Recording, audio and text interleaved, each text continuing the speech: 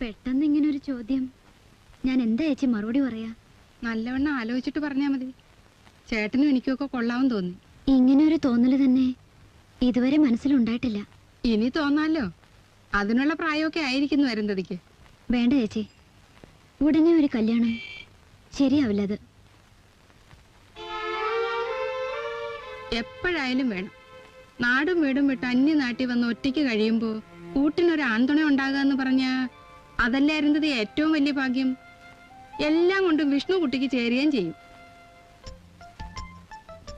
വീട്ടിലെ ഇപ്പോഴത്തെ പരിതസ്ഥിതി ആലോചിക്കുമ്പോ എന്റെ ശമ്പളം കൂടി അയക്കുന്നതുകൊണ്ട് അവിടെ പണത്തിന് കുറച്ച് ഞെരുക്കം കാണും. ആദ്യം കവിഞ്ഞൊന്നുമില്ലല്ലോ.